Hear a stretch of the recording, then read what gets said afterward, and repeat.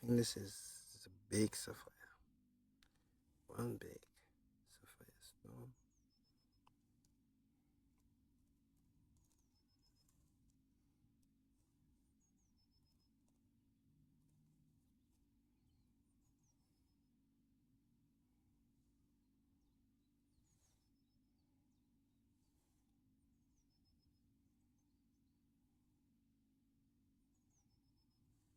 Let's take him into the dark light.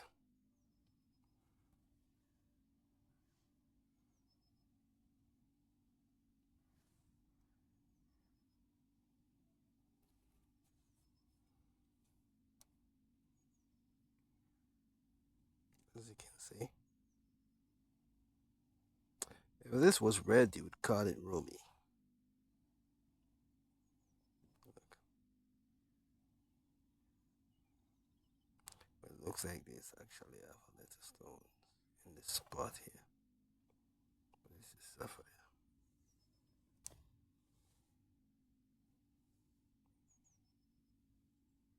All along here. See.